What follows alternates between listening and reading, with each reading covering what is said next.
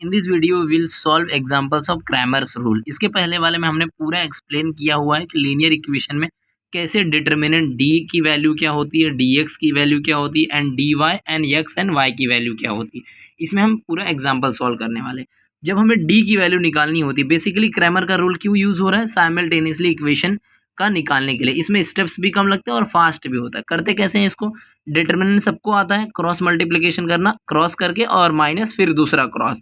समझ में आ रहा है, क्रॉस मतलब मल्टीप्लिकेशन हम बोल देते हैं कभी कभी साइंटिफिक वर्ड में, ठीक है, यानी कि प्रोग्रामिंग कोडिंग में हम बोली जाती है। तो चलिए शुरू करते हैं। पहले क्या करना है, डी निकालने के लिए ए और ये वाले कॉलम आप ऐसा बोल सकते हो, देखना है। पहले वैल्यू लिख लेना है 5 and 2 3 and 4 इसके साइन के हिसाब से पहले हम वैल्यूज लिखते हैं, या फिर हम क्रॉस मल्टीप्लाई करेंगे डायरेक्ट। 5 चौके 20 आ जाएगा, माइनस 3 दूनी 6 इक्वल टू हमारे पास डी की वैल्यू आ जाएगी 14 बराबर है। डी एक्स की वैल्यू हमेशा याद रखो, जब निकालना होगा तो हम क्या करेंगे, एक्स ये वाली पूरी वैल्यू को रिप्लेस कर देंगे इस वैल्यू के साथ। यानी कि मान लो ऐसे कि हमें ये वाले को क्रॉस मल्टीप्लिकेशन करवाना है।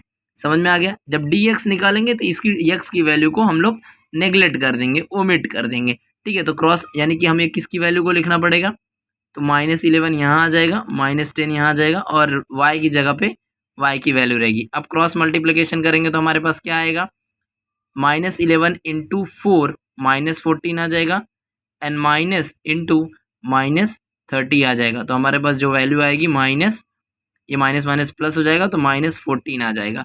ओके, अब हमें डी वाई चाहिए।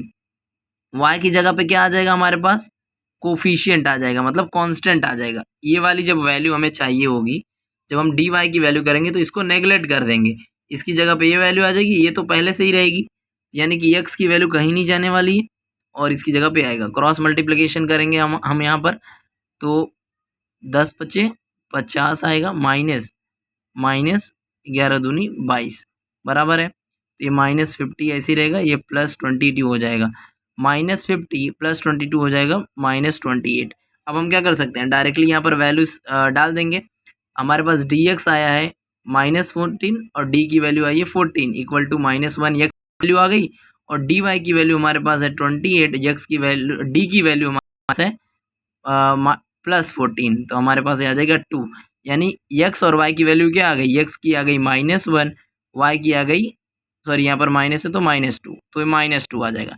तो हमारे पास ये क्या आ गया, एक्स और वाई साइमल्टेनियसली इक्वेशन सॉल्व, ठीक है। अगर आपको कॉन्सेप्ट पूरा नहीं समझा तो हमने पिछली वाली वीडियो में पूरा एक्सप्लेन किया हुआ है, ठीक है, तो आपको उसमें शायद और अच्छे समझेगा। एंड ऑल सेट, आप बोर्ड में अच्छे मार्क्स ला सकते हो।